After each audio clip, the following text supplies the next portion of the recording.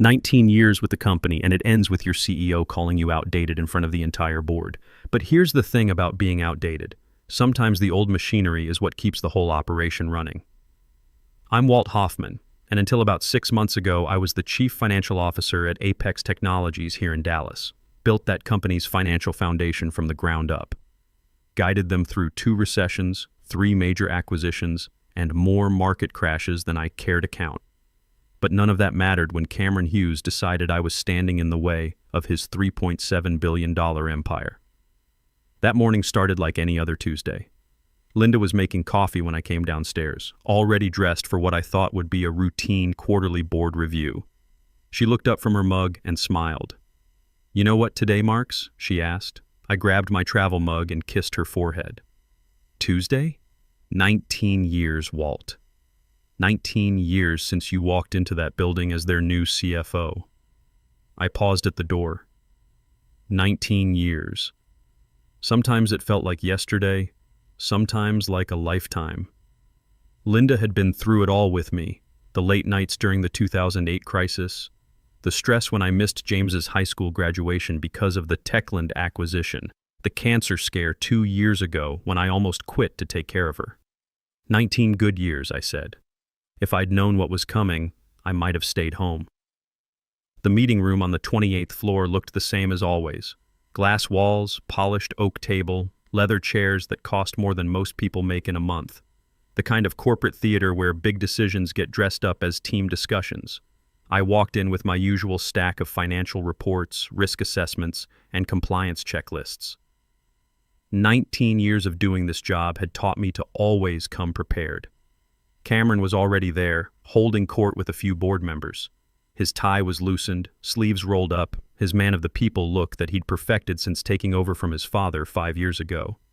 Back then, he was just 33, fresh from Harvard MBA, eager to learn the business.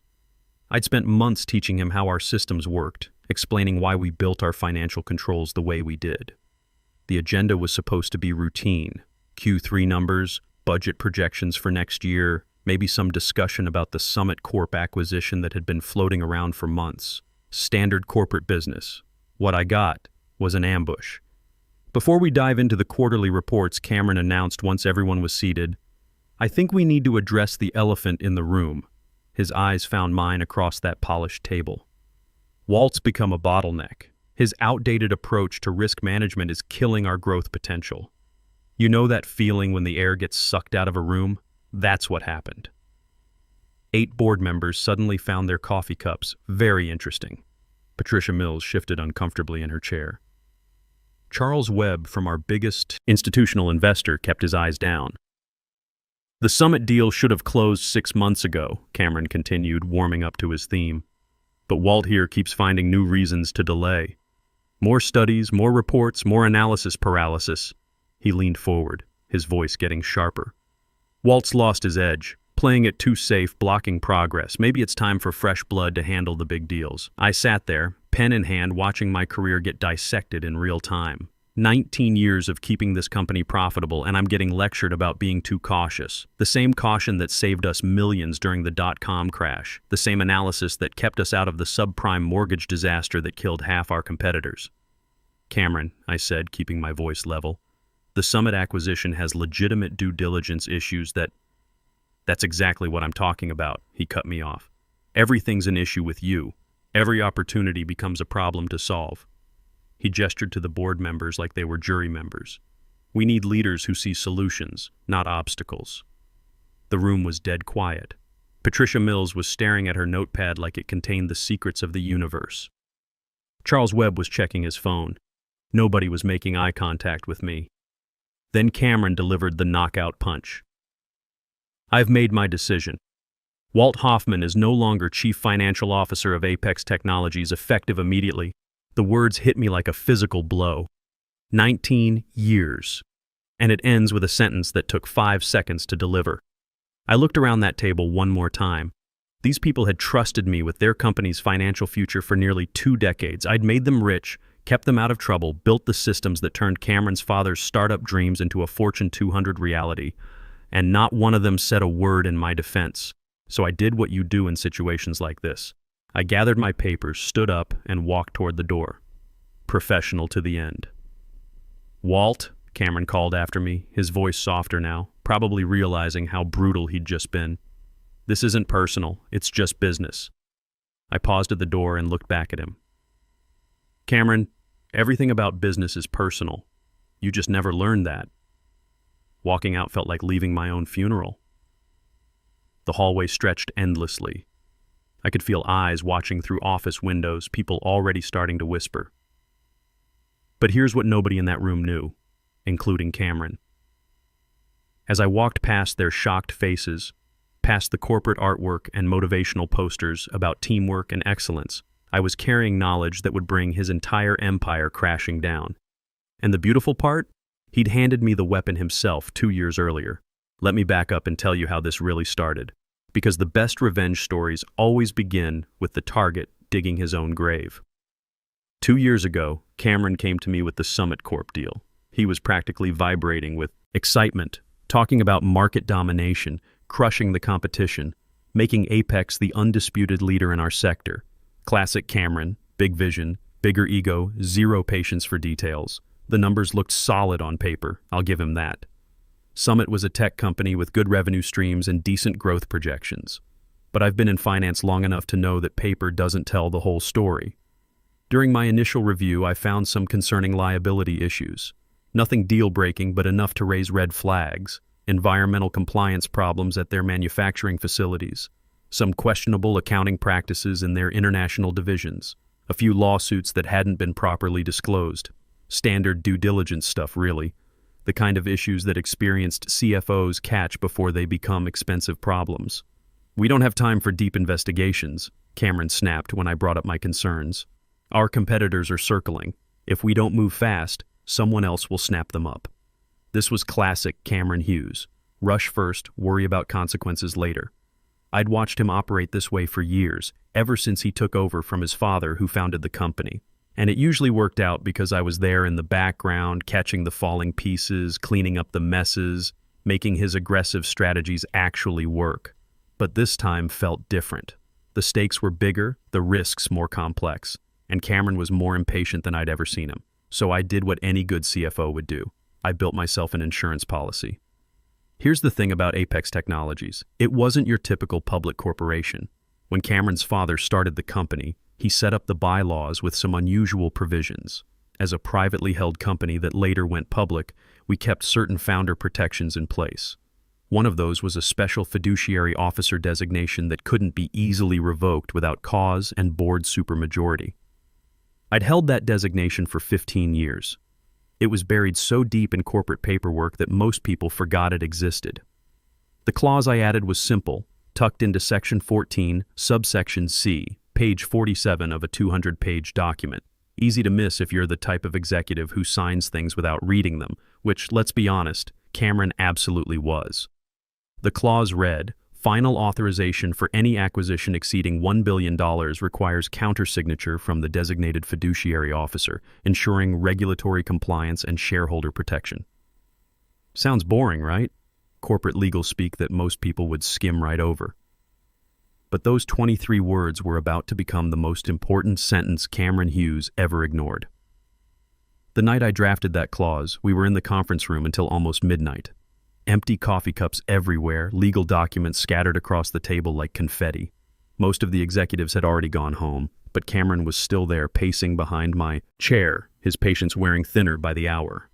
"We don't need more delays, Walt," he kept saying. "Our competitors are circling. We need this framework signed before morning." I kept my eyes on my laptop screen, typing and retyping the language until it was exactly right. 19 years in corporate finance had taught me that the devil lives in the details. And sometimes, if you're smart about it, you can make the devil work for you. When I finally slid the draft across the table, Cameron barely glanced at it. He was already mentally celebrating his victory, probably thinking about the press conference he'd hold to announce the deal. "This looks fine," he muttered, flipping through pages faster than anyone could actually read them. "Print it." I watched Cameron's face as he signed that document. No hesitation, no questions.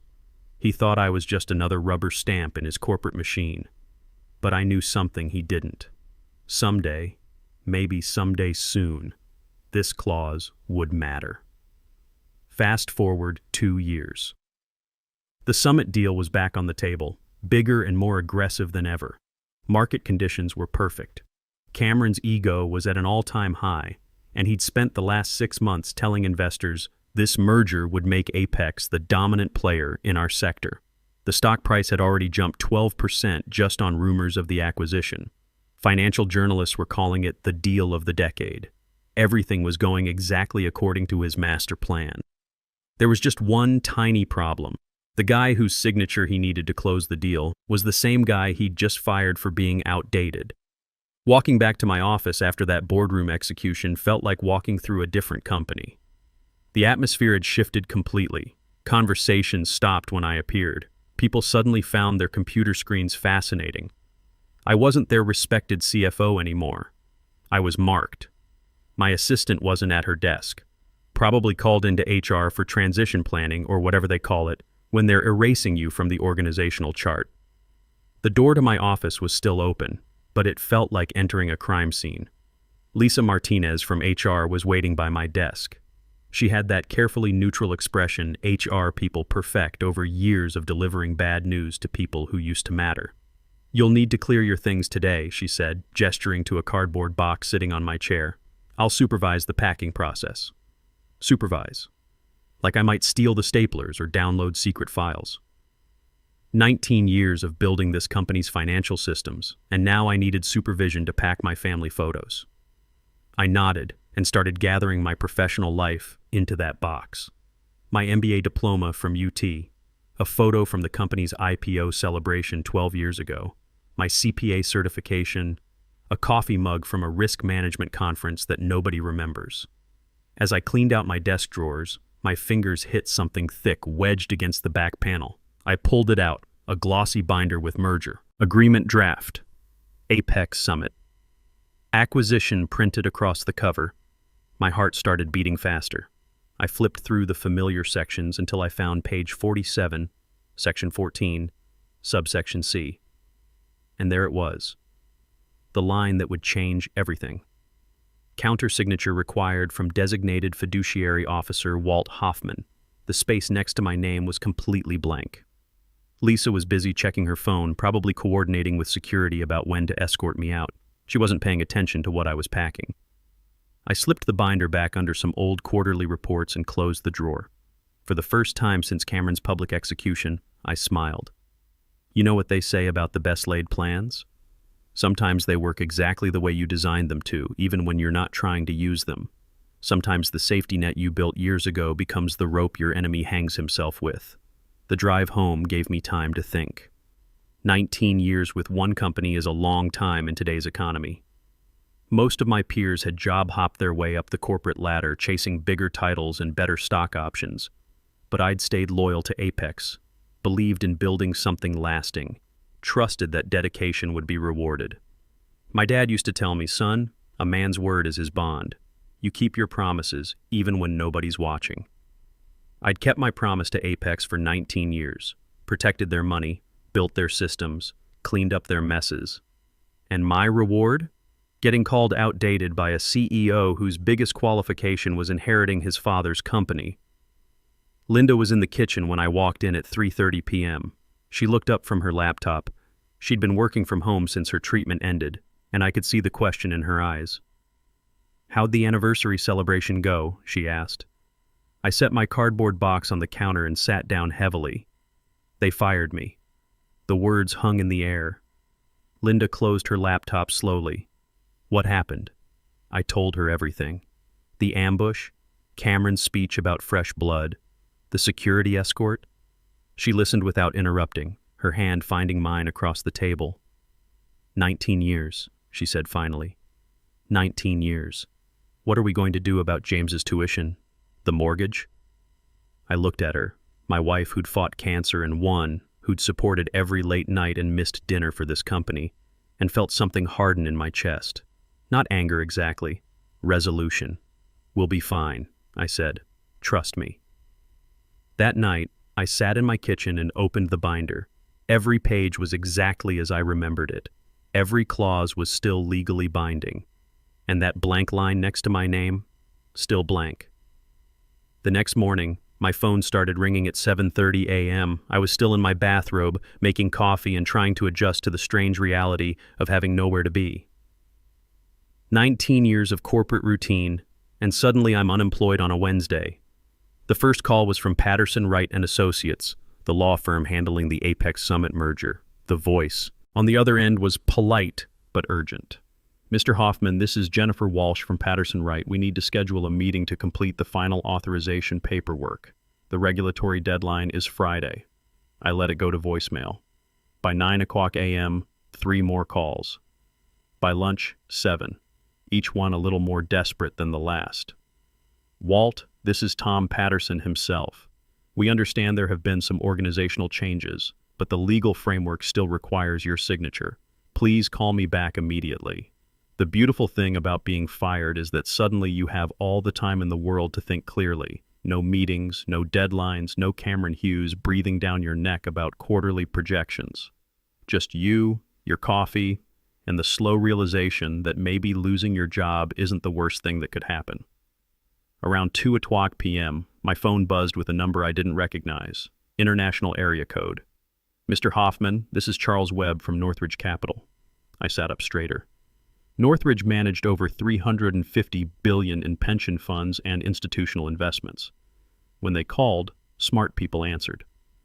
Mr. Webb, what can I do for you? I'll be direct, Walt. Our analysts have been reviewing the Summit acquisition structure. We understand you hold the required countersignature for final approval. We have a $2.8 billion position in Apex. That got my attention. $2.8 billion wasn't pocket change, even for Northridge. Given recent developments at Apex, we wanted to understand your current position on this transaction. What's your analysis of the deal, Mr. Webb? Our due diligence team has identified several risk factors that concern us. Environmental liabilities at Summit's manufacturing sites, some irregular accounting practices in their overseas operations, a few regulatory issues that haven't been fully disclosed. The same issues I'd flagged 2 years ago. The same concerns Cameron had dismissed as analysis paralysis. Those issues are still unresolved, I said. We suspected as much. Walt, I'll be frank with you. If this merger proceeds without proper due diligence, Northridge will likely exit our position in Apex entirely. After Webb hung up, I sat thinking about irony. Cameron had fired me for being too cautious about a deal that his biggest investor was now questioning. The same caution he called outdated was exactly what smart money appreciated.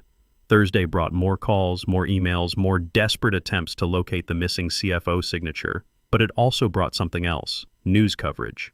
Apex Technologies faces unexpected delay in major acquisition.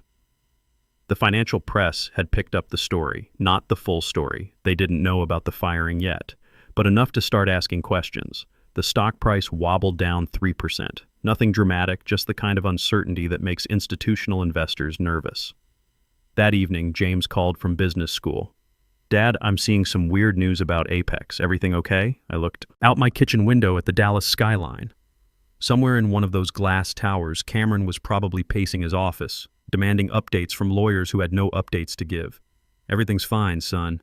Just some corporate politics. You sure? Because if you need help with tuition money... James, I said, your old man's been doing this for 19 years. Trust me. Friday morning, deadline day. My phone rang at 6:00 a.m. Cameron Hughes himself, his voice tight with controlled panic.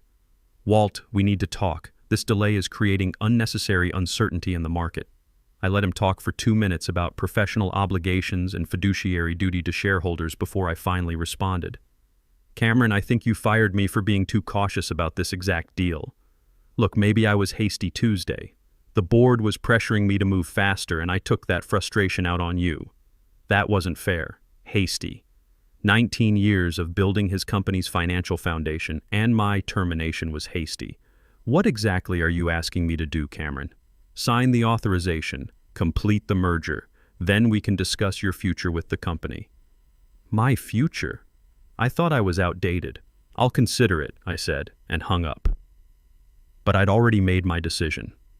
Not out of anger or revenge, though I'd be lying if I said those feelings weren't there.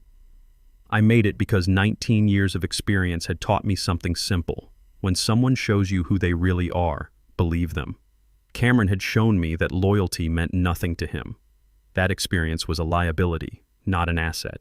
That the person who'd built his company's financial systems could be discarded the moment they became inconvenient. So I did what any good CFO would do. I protected the shareholders from bad decision-making. Friday brought reporters to my front door. The story had leaked completely now. Fired CFO holding up billion-dollar merger. The press loved it. Corporate drama with clear heroes and villains. Mr. Hoffman, can you comment on why you're refusing to sign the merger authorization? I gave them the same answer I'd given everyone else. Due diligence isn't negotiable. Never was, never will be. By noon, the story hit the major financial networks. Apex CEO fires CFO, then needs his signature for merger. Stock price down 8%. Board members calling emergency meetings. Institutional investors making threatening phone calls. I watched Cameron's damage control press conference from my living room. He looked terrible, pale, sweating, eyes darting around like a cornered animal. This is a temporary procedural issue, he insisted to the cameras. We're confident it will be resolved shortly. But his voice cracked when he said it. The market doesn't believe executives who crack under pressure. Around 3:00 p.m., a knock on my door. Patricia Mills stood there, looking like she hadn't slept in days. Walt, can we talk? I invited her in, poured coffee, and waited to see what Apex's board of directors wanted to say now that their billion-dollar deal was falling apart. The board met in emergency session this morning, Patricia said, stirring sugar into her cup with nervous precision. We've reviewed the legal framework of the Summit acquisition. We understand your position. What position is that? You're the only person who can complete this merger, and Cameron fired you. I nodded. That's an accurate summary. Patricia looked out my kitchen window at the Dallas skyline, probably thinking about all those glass towers where Apex's competitors were watching the company implode in real time. The board is prepared to offer you immediate reinstatement, full CFO authority, 5-year contract, 20% salary increase, and Cameron would report quarterly progress to you on all major deals. Interesting. They were essentially neutering their own CEO. Patricia, let me ask you something. If I sign this authorization today, what happens to me next month when Cameron decides I'm still too cautious about his next big idea? She didn't have an answer for that, because we both knew exactly what would happen. 6 months from now, maybe a year, Cameron would find another reason to call me outdated, and I'd be right back where I started. The board would protect you, she said, but even she didn't sound convinced. Like you protected me Tuesday? After Patricia left, I sat at my kitchen table looking at the binder one more time. In 2 hours, the regulatory deadline would pass. The biggest deal in Apex's history would collapse. Hundreds of jobs might be affected. The stock would crater. I thought about all the employees who'd trusted me over the years, the junior analysts I'd mentored, the accounting staff who'd worked weekends during earnings season. They didn't deserve to suffer because their CEO was an arrogant fool. But sometimes doing the right thing hurts good people. That's what my dad never told me about keeping your word. At 4:30 p.m., my doorbell rang. I opened it to find Cameron Hughes standing on my porch, no entourage, no security detail. Just a desperate man in a wrinkled suit. Walt, please, can I come in? I stepped aside and let him into my kitchen. He sat down across from me at the same table where Patricia had made her offer 2 hours earlier. I know I screwed up, he said. I know I was wrong to fire you. My father always said you were the best CFO he'd ever worked with. He told me when I took over, listen to Walt Hoffman. He'll keep you out of trouble. Then why didn't you? Cameron ran his hands through his hair. For the first time since I'd known him, he looked his age, vulnerable, scared. Because I wanted to prove I didn't need anyone, that I could build something bigger than what my father built. That I wasn't just some rich kid who inherited a company. He looked up at me. I fired you because you made me feel small. I sat back in my chair. In all the scenarios I'd imagined, I never thought Cameron would actually tell the truth. The Summit deal, I said, it's not ready. You know that, right? This say, environmental issues alone could cost us $200 million in cleanup. I know. Our lawyers confirmed everything you flagged 2 years ago, But if we don't close something big soon, the board's going to replace me. I'm already on thin ice after this week. I looked at the clock. 4:47 p.m. Cameron, sometimes the best deal is the one you don't make. He stared at me across the table, understanding finally dawning on his face. You're really not going to sign it. Due diligence isn't negotiable. Never was, never will be. At 5:00 p.m. Exactly, I was sitting on my couch watching the financial news when the alert started flashing across the screen. Breaking: Apex Summit merger collapses. Stock drops 15% in after-hours trading. CEO Cameron Hughes unable to secure required authorization. Financial analysts were calling it one of the most spectacular corporate failures of the year.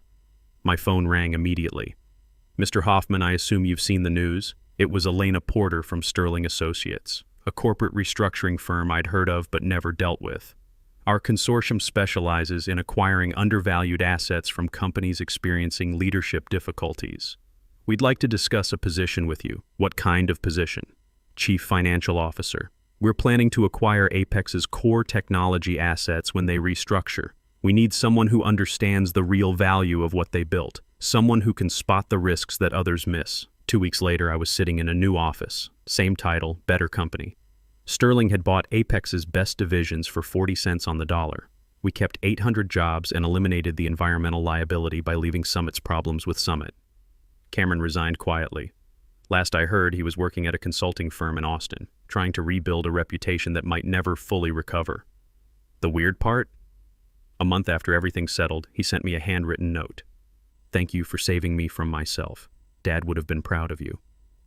I kept the note. Linda recovered completely. James finished business school and got a job with a solid firm in Houston. Turns out having a father known for integrity opens doors. We're talking about him maybe joining Sterling in a few years, after he learns the business somewhere else first. I never planned to destroy anyone's empire. I just refused to put my name on something that didn't make sense. Sometimes that's all it takes. One person willing to say no when everyone else is saying yes. My dad was right. A man's word is his bond. Sometimes the most important word you can give is no.